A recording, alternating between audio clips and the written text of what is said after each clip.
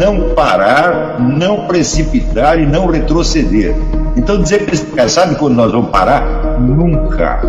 Nunca na sua porca vida. E aí, pessoal, tranquilo? Então, se inscrevam no canal, comentem, curtam, compartilhem. Isso ajuda bastante nosso canal. Quem quiser ajudar a gente de outra forma, os links estão aí na descrição do vídeo. Temos Apoie-se, tem o apoio coletivo e também quem quiser ser membro ou participar da nossa vaquinha. Sigam nas redes sociais, os links estão aí na descrição do vídeo.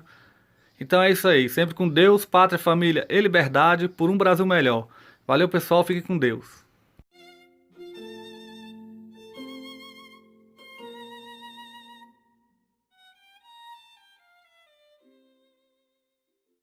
Há muito tempo, eu digo, por exemplo, Kant diz que nós só conhecemos a aparência fenomênica, nós não conhecemos as coisas em si mesmas. E como é que ele pode ter certeza que quando eu estou lendo o livro dele, eu estou lendo o livro dele em si mesmo ou apenas uma aparência fenomênica? Se quando eu vejo um elefante que pesa 2 toneladas, eu estou vendo apenas uma aparência fenomênica e não o elefante em si, né? Como é que um conjunto de signos rabiscados no papel, que é muito mais sutil, pode me aparecer em si mesmo e não apenas como aparência fenomênica? Tem algo errado aí. Isso significa falta de consciência da situação real no qual o sujeito está escrevendo o que ele está escrevendo. Isso acontece inúmeras vezes. Também já dei o exemplo de Karl Marx. Como é possível que um sujeito burguês que assume a ideologia proletária diga que só o proletariado pode ter uma visão objetiva da história, quando ele mesmo está apresentando essa visão objetiva da história? Qual o proletário que te contou isso? Ele nunca tinha visto um proletário. Quer dizer, como é que não percebe uma coisa dessa? Não percebe porque está lendo só com signo e significado, sem o referente. Então, é claro que se ele nunca tinha visto proletários, e de fato não tinha, se você ver a biografia dele, nunca tinha entrado numa fábrica, né? Então ele não tinha condição de imaginar aquela relação que ele vê entre proletariado e burguesia se manifestar na realidade, num conflito real de proletário e capitalista. Pior ainda, em tudo o que Karl Marx, a maior parte dos marxistas escrevem sobre o capitalista não é o capitalista real, ele é o modelo do capitalista que só vive pelo lucro e, portanto, pela exploração da mais-valia. Eu digo, mas é só isso que um capitalista faz, ele só explora a mais-valia, ele não faz mais nada.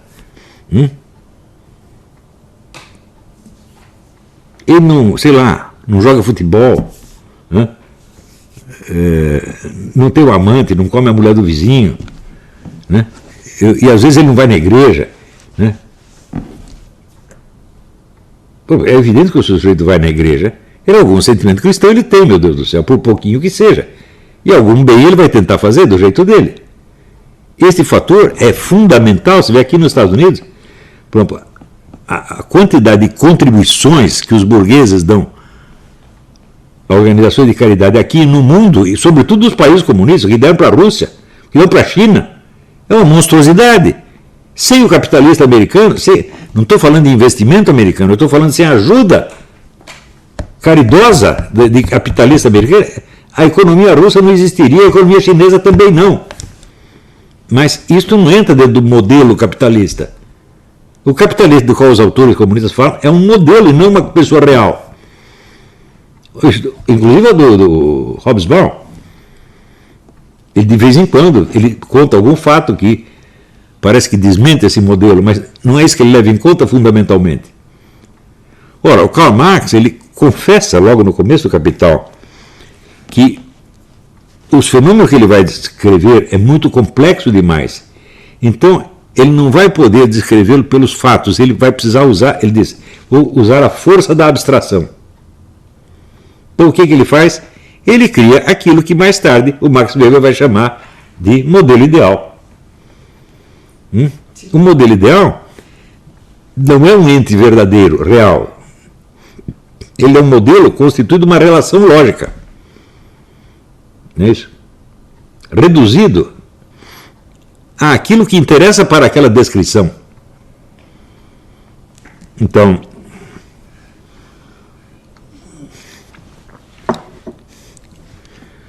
só que o modelo ideal, ele te dá uma impressão de realidade muito intensa, porque ele é construído exatamente como um personagem de ficção. Quando você lê um romance, você vê que tem milhares de aspectos e de fatos do personagem que são deixados de fora. Por exemplo, quantas vezes você vê, sei lá, você está lendo Crime e Castigo, quantas vezes você vê o Raskolnikov calçar os sapatos? Resposta: nenhuma. Mas é evidente que ele calçava os sapatos todo dia. Não é isso? Quantas vezes você sabe o que ele comeu naquele dia? Uma vez ou duas. O resto dá a impressão que ele não come. Então, existem milhares de detalhes que são deixados de fora. Por quê? Porque não interessam à narrativa. E o modelo ideal funciona, ele é persuasivo precisamente por causa disso. Ele tem a lógica interna, ele tem a coerência, ele tem a unidade num personagem de ficção. E por isso mesmo, ele é ficção. Quando você vai compará-lo com a realidade, por exemplo, você pega a famosa tese do Max Weber, né, a ética protestante e o espírito do capitalismo. Ele diz o seguinte: quando surge o protestantismo, eles têm aquela ética do trabalho e da poupança, e isto favoreceu o surgimento do capitalismo. Só que é o seguinte, o capitalismo já tinha aparecido antes e muito mais próspero nos países católicos. Pior ainda, os católicos já tinham feito a teoria do capitalismo, que nos países protestantes vai levar mais 2 séculos para aparecer, vai aparecer com Adam Smith. Você vai ver, no século XV, os jesuítas já tinham explicado toda a lógica interna do capitalismo, como Adam Smith iria explicar depois. Só que acontece o seguinte, esses jesuítas escreviam em latim e não foram lidos na Inglaterra, ponto final. Esse é o problema.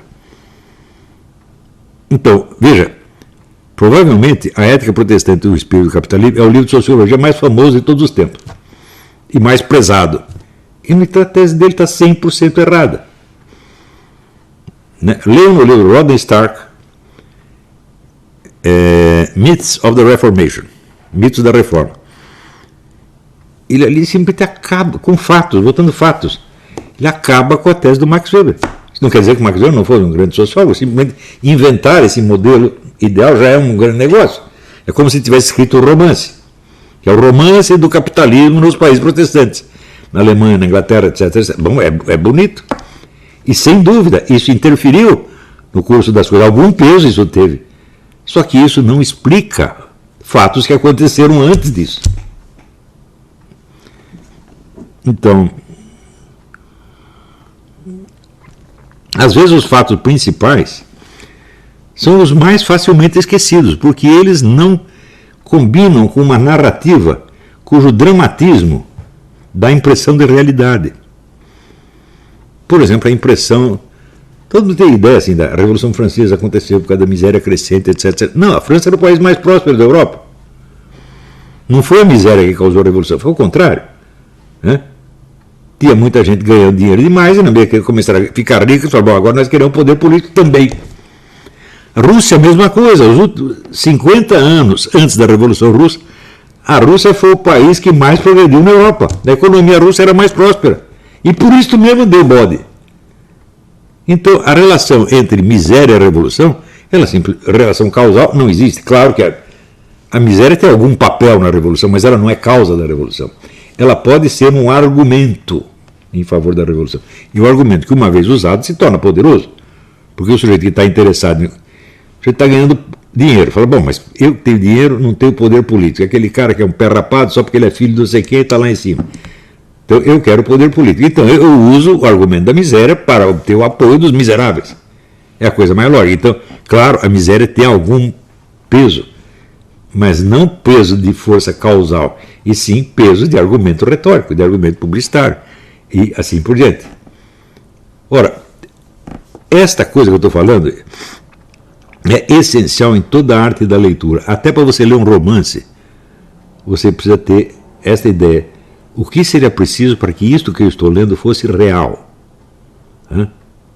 Não apenas vamos dizer, um tecido de palavras.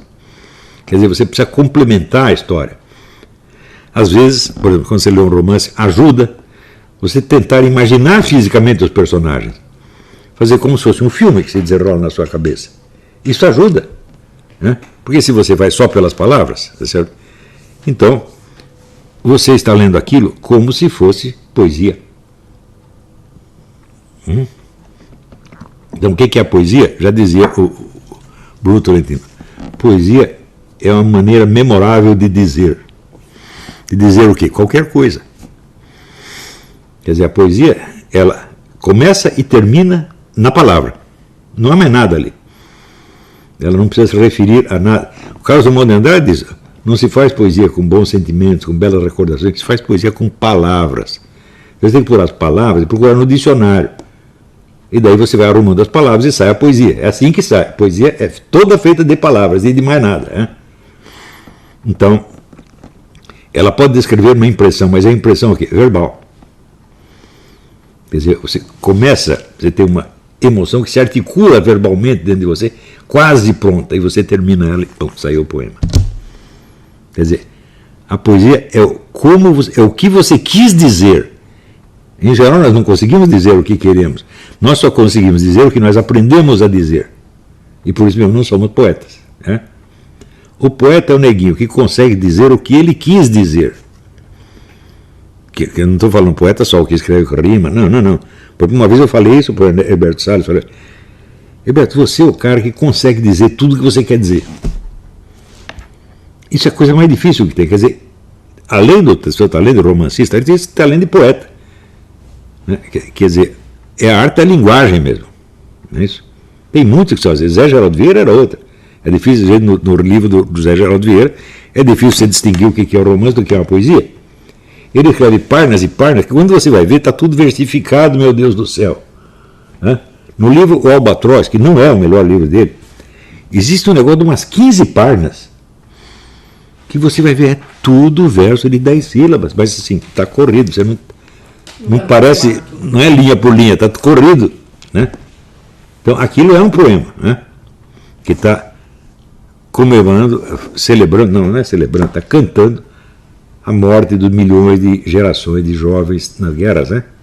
É um negócio de uma força poética assim, monumental. E, no entanto, está encaixado ali como se fosse capítulo de um romance. Isso acontece muitas vezes. Tem,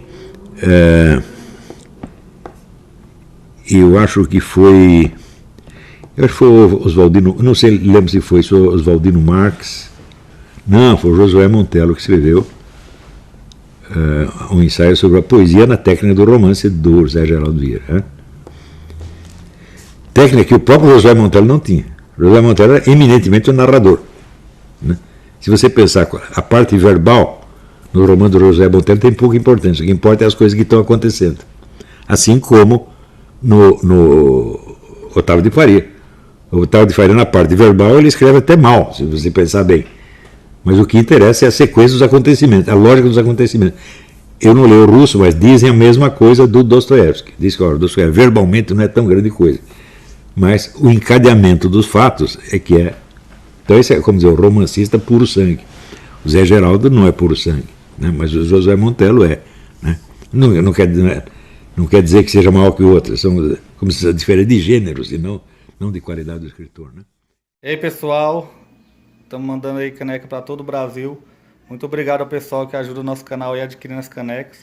Também é uma forma da gente interagir. Muito obrigado. Também valeu aí pelas dicas, pelos comentários aí positivos ao nosso canal. Muito obrigado mesmo. Isso aqui é uma forma da gente manter o canal no ar.